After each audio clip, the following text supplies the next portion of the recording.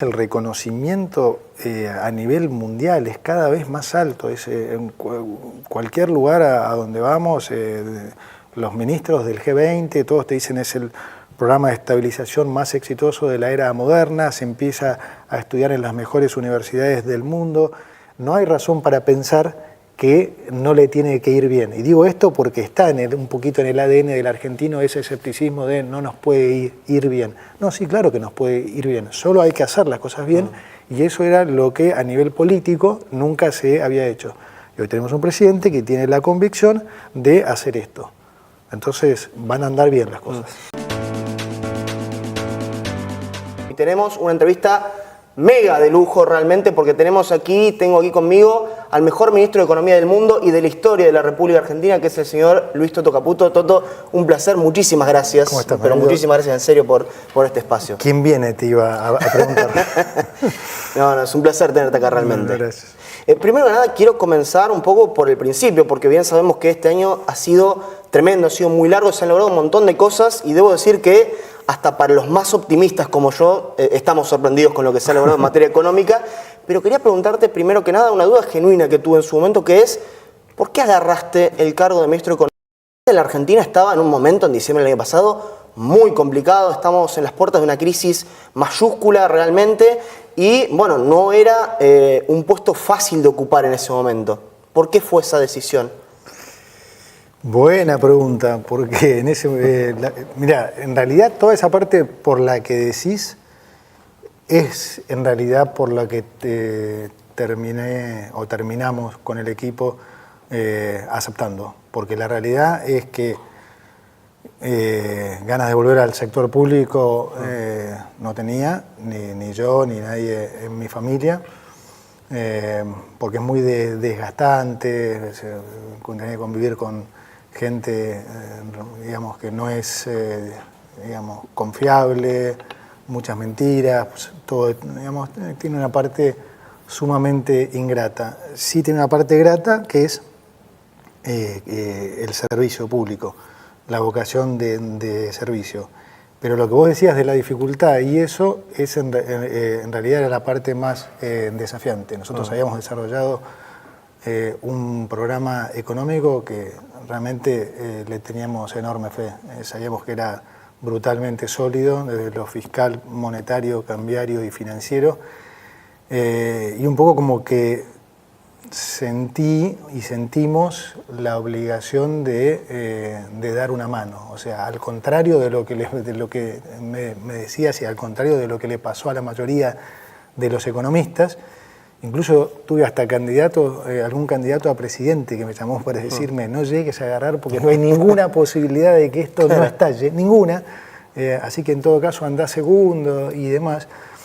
No, nosotros siempre confiamos en nuestro programa, y el presidente nos dio un soporte total. Él fue el primero también que confió en el programa.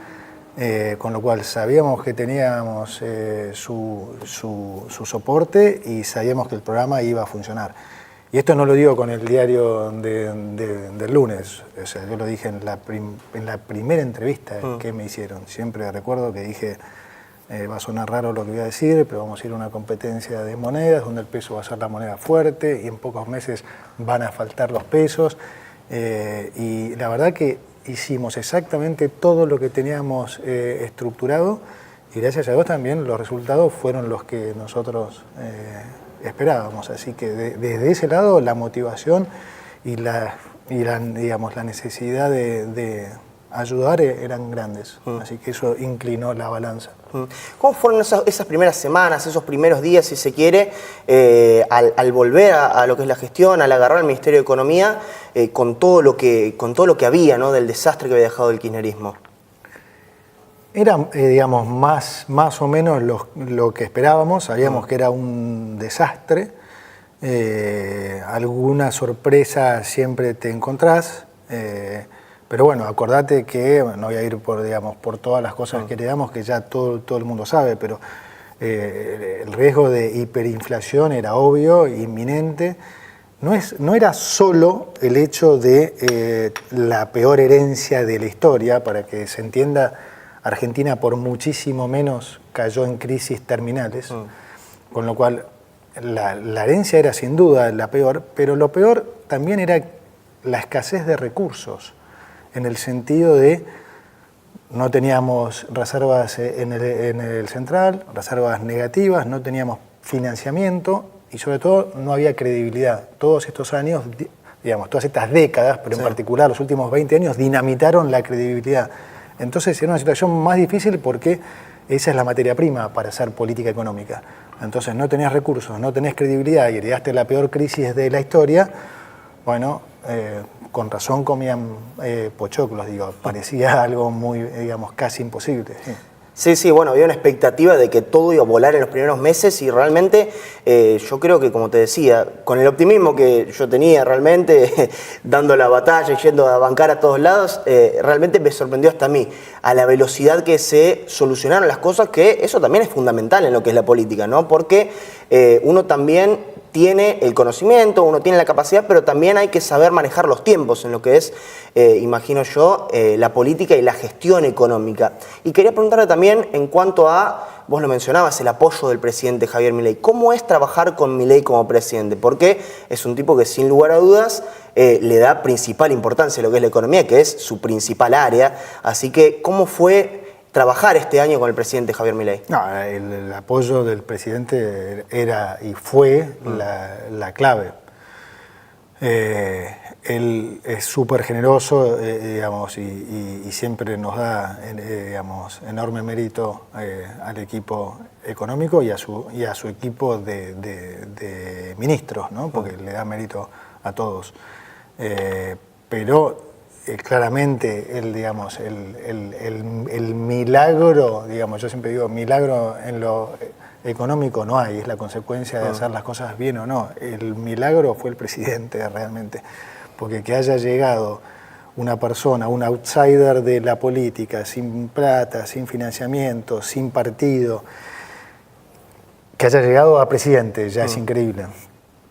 Que una vez como presidente haya mantenido la convicción de todas las cosas que dijo en campaña, ya es más increíble. Y después, como me preguntabas como jefe, es espectacular porque, como digo, él te da un soporte y una confianza total, está todo el tiempo motivando. La verdad que para mí ha sido una sorpresa en ese sentido, porque yo no lo conocía, una sorpresa espectacular. Digamos, queda mal que yo hable, digamos, parece un poco olfa que hable así del presidente, pero es que solo tengo cosas buenas para decir. Es el tipo, digamos, más capaz con el que yo haya trabajado, o sea, la persona más inteligente, la persona tremendamente leída, culta y que sabe un montón de economía, pero no dicho por mí, sino hace una semana cuando vino Thomas Sargent, premio Nobel de Economía, no solo premio Nobel, sino para mí uno de los más respetados premios Nobel.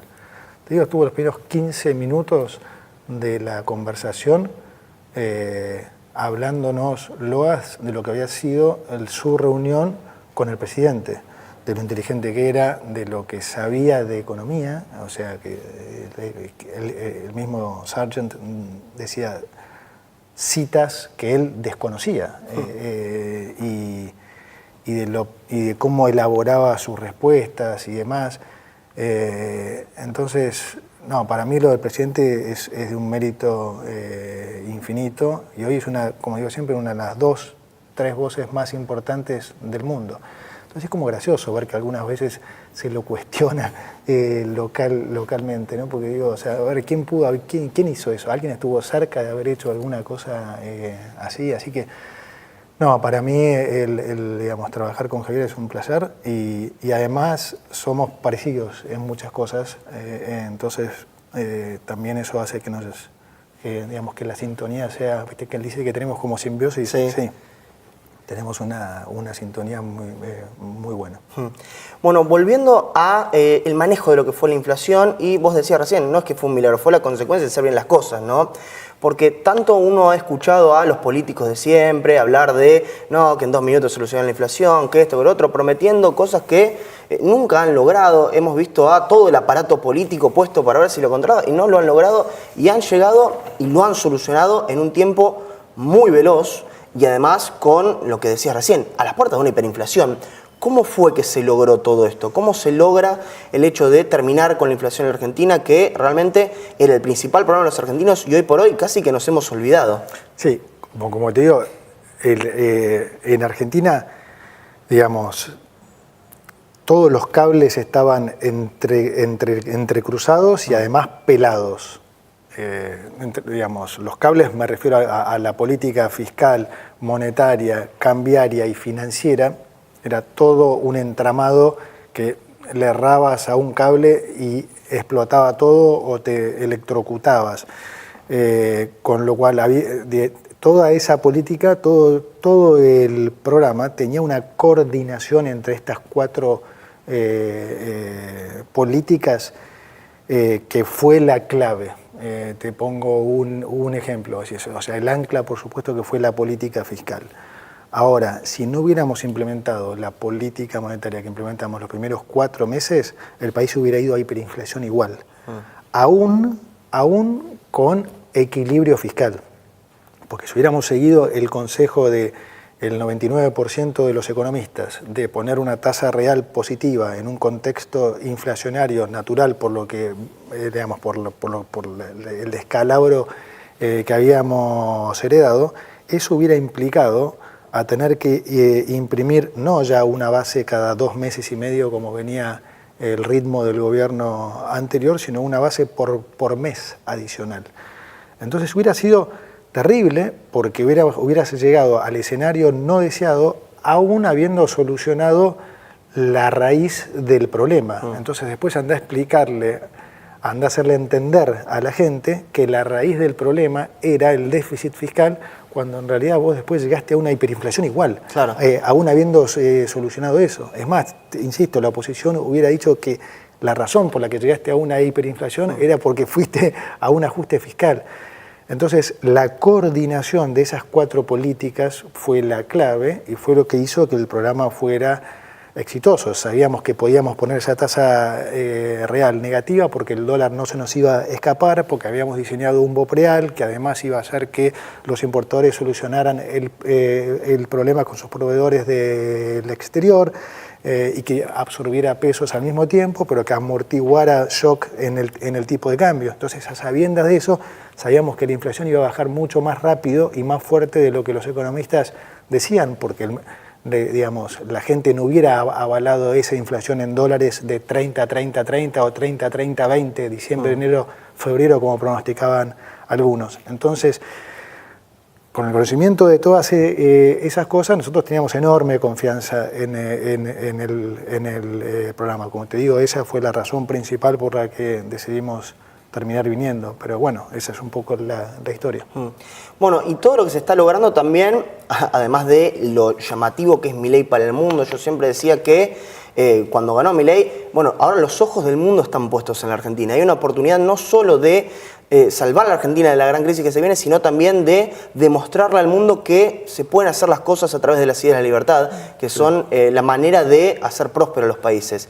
¿Cómo estás viendo la admiración que se despierta en el mundo a la gestión que está haciendo este gobierno y qué cuestiones positivas crees que puede traer a Argentina eso? Porque bueno, hemos visto en los Estados Unidos a Elon Musk, por ejemplo, fanatizado con lo que es Milei, fanatizado con lo que es la gestión económica y queriendo copiar también lo que es la gestión económica de Milei. Así que, ¿cómo estás viendo el boom que genera el mundo? Eso no me lo esperaba ni por broma.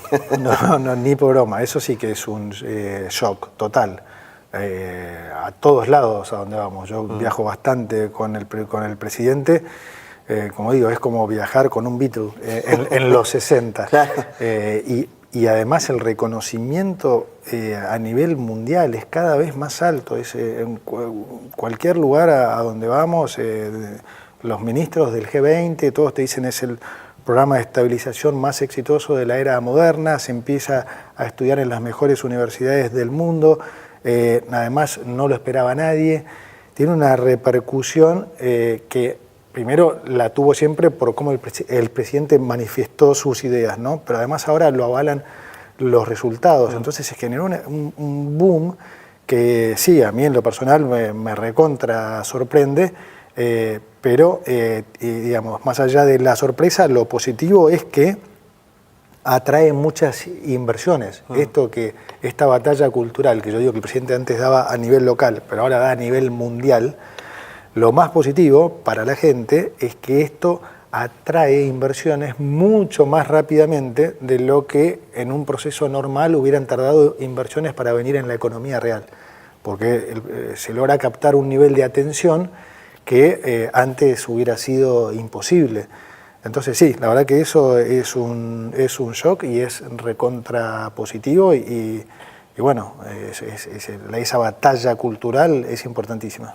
Bueno, recién mencionabas la batalla cultural y te escuché hace poco también hablar de ella. ¿Qué importancia le das, no? Porque yo siempre comento esto de que tiene que haber una gran unión entre lo que es la gestión exitosísima que está viendo, pero no se puede dejar de lado la batalla cultural porque si no, el relato termina siendo apropiado por el kirchnerismo, por la izquierda, por quien sea que esté queriendo atacar este gobierno y terminan inventándote qué es lo que quieren hacer en estos momentos, que la inflación era buena, básicamente, terminan diciendo los tipos. Entonces, ¿qué importancia le das a la batalla cultural en todo esto? Total.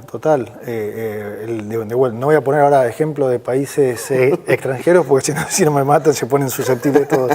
Pero vamos al ejemplo local, más obvio, de vuelta. El kirchnerismo gobernó de manera paupérrima, económicamente hablando, 16 de los últimos 20 años. Entonces, ¿cómo puedes explicar eso? Bueno, se explica porque habían ganado la batalla cultural y eso es lo que perdieron ahora.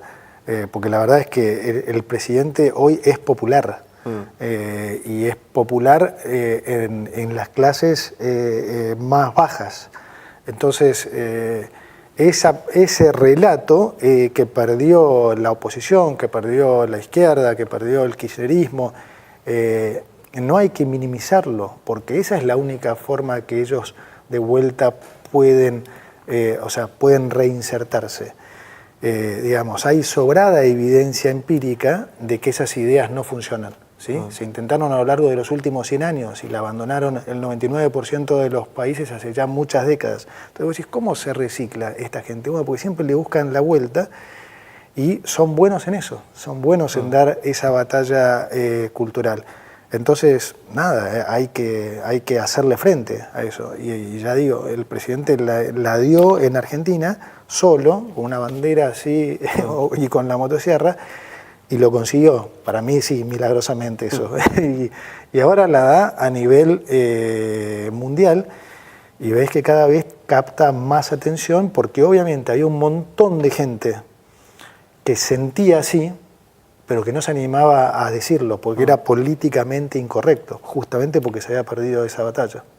Sí, no, sin dudas que es fundamental y que tienen que ir uno de la mano con otro, porque también, si el kirchnerismo estuvo 16 de 20 años haciendo un desastre en el gobierno, pero como una batalla cultural, con los grandes resultados que se están teniendo, más una buena batalla cultural, podemos hablar de realmente mucho tiempo, así que la verdad que sería genial. Y bueno, recién hablabas del cariño de la gente, y quiero preguntarte, por lo personal, ¿cómo sentís el cariño de la gente? ¿No? Porque históricamente los ministros de Economía no la han pasado bien con la gente, no han sido muy queridos. Y a vos, a cada acto que vas, recibís una ovación. ¿Cómo sentís eso? Sí, es raro también. A ver, no hay nada más lindo que recibir el cariño de la gente. Y más cuando lo ves de la gente más humilde y con esa sinceridad. O sea, vos estás ahí y los ves y hay gente que decís, wow, no sé si llega a fin de mes y te dicen, vamos para adelante, ¿viste? No aflojen. La verdad que es un bálsamo eso, es un bálsamo porque te das cuenta que la gente finalmente entendió que fue engañada durante 20 años. Bueno, durante muchos más, pero particularmente durante los últimos 20. Que, ¿sabes qué ves? Que recuperaron la esperanza. Argentina era un país donde la gente había perdido hasta la esperanza. Y eso es terrible. Cuando vos perdés, cuando tu gente pierde la esperanza, ya te queda muy poco. Entonces yo siento que la gente recuperó la esperanza, que sabe que es duro, que siempre supo que es duro porque nunca se la engañó. Se recuperó el valor de la palabra. Nos creen. Eso también es una cosa que Argentina había perdido hace décadas. Entonces, se están recuperando muchas cosas que nos están haciendo mejorar como sociedad. Yo una vez le dije también en una entrevista a un colega tuyo, yo creo que el presidente va a terminar convenciendo a todos, porque es claramente este el camino. Entonces, será un tema de tiempo. Algunos se convencieron desde el día 1, otros tardaron un poco más y otros tardarán más. Pero lo ves hasta hoy en colegas tuyos kirchneristas que ya empiezan a decir, che, la verdad que la pobreza está colapsando, la inflación colapsando, la economía crece, están cumpliendo con todo lo que dijeron, todo esto se produjo solamente en un año. Acordate que vaticinaban primero que la inflación no podía bajar, segundo que iba a ser a costa de una recesión infinita, apenas duró 2 trimestres y la economía salió a un nivel de crecimiento del 16,5 anualizado, que es inédito, 3,9 en el tercer trimestre. La pobreza cayó, está por debajo de los niveles del cuarto trimestre del año pasado.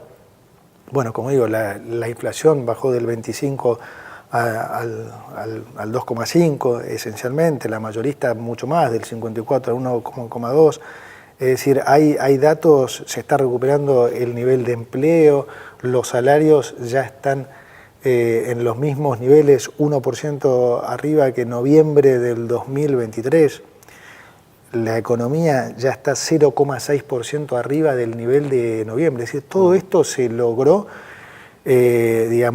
con cero impacto, cero impacto en el nivel de actividad, recomponiendo precios relativos. Es decir, el trabajo que se hizo en el primer año, sí, yo creo que sorprendió a vos, no, al mundo entero, pero como digo, no es otra cosa que el hacer las cosas bien. Insisto, a Argentina le fue mal durante décadas porque era un mal alumno, porque no estudiaba y se portaba mal.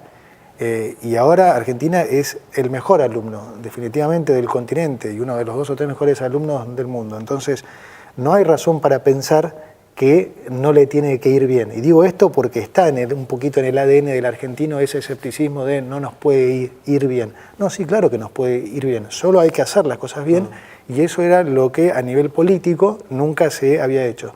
Y hoy tenemos un presidente que tiene la convicción de hacer esto. Entonces van a andar bien las cosas. Bueno, sin dudas coincido con esto que decís, el hecho de haber perdido la negatividad constante, ¿no? Siempre, hasta este año, eran todos los días, bueno, estamos mal, pero mañana va a estar peor. Entonces, siempre ese era el pensamiento, y hoy por hoy se ve esa esperanza en la gente, que se vio durante la campaña con el triunfo de Milei, pero ahora se está viendo con los resultados conseguidos. Exacto. Sin dudas que de cara al año que viene hay una esperanza grandísima y te quería preguntar por eso. ¿Qué se viene para el año que viene? ¿Qué economía esperás de cara al año que viene? Yo soy súper optimista con la economía el año que viene. Creo que el proceso de desinflación va a continuar, porque no nos vamos a mover de nuestras políticas, y creo que la economía va a recuperar fuertemente. Entonces, de vuelta, yo creo mucho en el orden macro.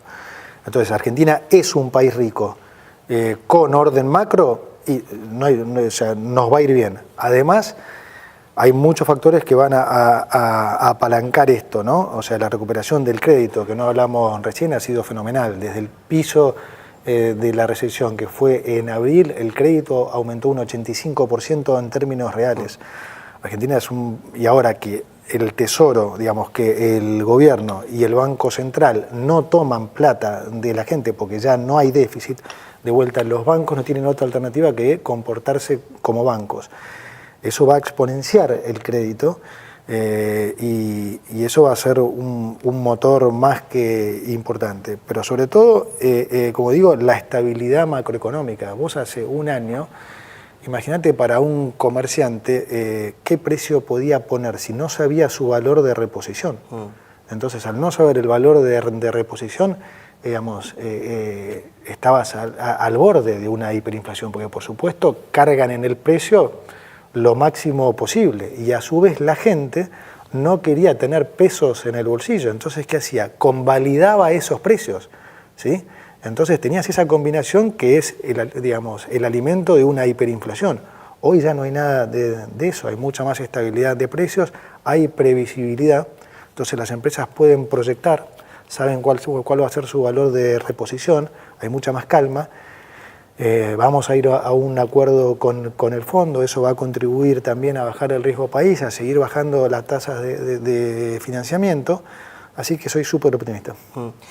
Bueno, sin dudas esto que decías de lo que la gente con las reposiciones y todo eso, esto es de lo que mañana va a estar peor, entonces todo el tiempo al tener esa desconfianza, eso te llevaba mentalmente directamente ya hacia una hiperinflación. Pero bueno, repasamos recién el año que viene, quería preguntarte por este cierre del 2024, ¿no? Porque a nivel equilibrio fiscal sabemos que siempre diciembre es un mes complicado, casi imposible, te diría, para poder tenerlo. ¿Cómo se viene este cierre del año en ese sentido? El año va a terminar en superávit financiero. Diciembre, por supuesto, va a ser un mes de déficit, como son todos los diciembre. Este año nosotros estamos calculando que va a ser, el nivel de déficit va a ser 1/3 de lo que fue el de, digamos, diciembre del 2023. Y con el resultado, aún con el déficit de diciembre, que de vuelta siempre estuvo calculado, por eso fuimos acumulando superávit, vamos a terminar el año aproximadamente entre un 0,2 y un 0,3% como porcentaje de producto en superávit. El año que viene ya no vamos a tener los ingresos del impuesto país, pero así todo, como presentamos en el presupuesto, que bueno, no se aprobó, pero vamos a mantener el equilibrio fiscal. Así que el ancla fiscal va a seguir estando, el control monetario va a seguir estando, y ya te digo, con un acuerdo con el fondo, digamos, vamos a poder recapitalizar el Banco Central, que era un poco la pata que faltaba para poder flexibilizar o salir del cepo. Bueno, te quería preguntar por eso justamente, la salida del cepo de cara al año que viene, que es algo de lo que se ha hablado bastante también, y es una duda general que hay de cómo será la salida o de cuándo será más precisamente. ¿Qué tenés para comentarle a la gente al respecto? Lo primero que le comentaría es que vamos a salir del cepo. Eso que quede claro, el año que viene vamos a salir. El timing, como siempre decimos, es más difícil de decir porque implica de que se cumplan ciertas condiciones que me encantaría decir que tenemos la bola de cristal y sabemos exactamente cuándo se van a cumplir, pero no, trabajamos para que se cumplan lo más rápido posible.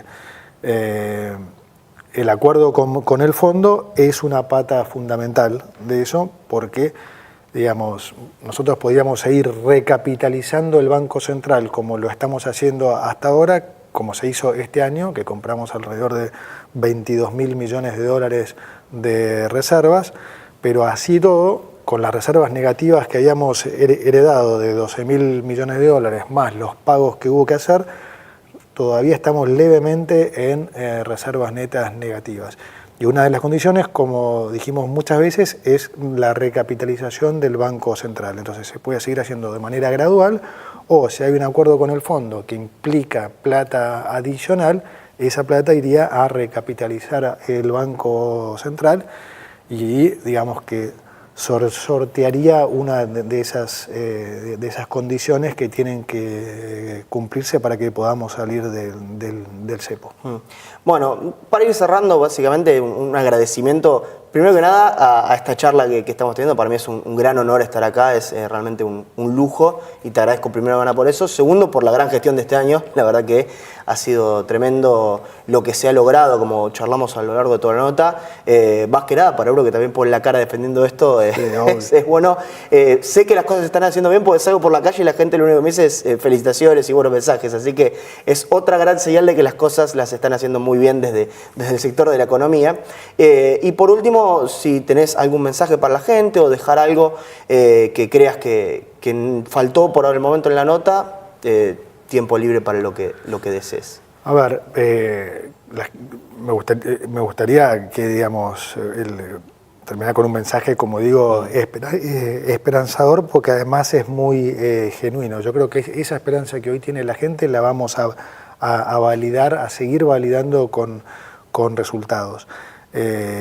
Para nosotros el apoyo de la gente ha sido mucho más fundamental de lo que la gente se imagina. Y te digo porque, Mariano, porque vos pensás que nosotros no teníamos ningún soporte en el Congreso, no teníamos además gobernadores, nada. Si no hubiera habido ese apoyo de la gente, hubiera sido muy difícil hacer las cosas que hemos hecho. Yo creo que con una buena parte de la población se ha generado una relación de confianza que ojalá se transmita después en las urnas el próximo año, porque definitivamente para las reformas que nosotros queremos seguir haciendo vamos a necesitar más soporte en el Congreso, porque, como siempre decimos, los del otro lado no quieren que te vaya bien. Entonces, el país, para seguir mejorando, necesita que tengamos mucha más representación en el Congreso para que podamos ir por una reforma previsional, para que podamos ir por una reforma impositiva, que son súper necesarias para que el país siga ganando, sobre todo en productividad. Entonces, lo único que yo les puedo garantizar de este lado es que ese contrato entre la gente y nosotros sigue estando intacto y nunca va a dejar de ser así, porque los que hemos venido solamente como digo, por vocación de servicio, lo estamos demostrando y así va a seguir siendo. Entonces, el agradecimiento infinito a la gente. Ahora además estamos en fecha navideña, así que también desearles a todos unas felices fiestas, en paz, en calma y a sabiendas que de este lado pueden contar con nosotros, que vamos a seguir dejando acá el cuerpo y el alma por sacar el país adelante. Bueno, muchísimas gracias. Los invito a suscribirse a la gente del otro lado. Imagino que se querrán suscribir después de esta nota de lujo que tenemos, así que es un botoncito nomás, ponen su me gusta, lo comparten y llegamos a muchísimas personas que sin lugar a dudas les va a interesar, no mi participación, pero sí el gran invitado que hemos tenido. Y las felicitaciones a vos también por el trabajo espectacular que han hecho y porque también fueron una gran parte, un gran soporte para todos nosotros. Esa es parte de la batalla cultural que la dan mejor que nadie ustedes. Muchísimas gracias. Bueno, ministro, ha sido un honor. Igualmente, Mariano. Gracias. Nos vemos. Muchas gracias.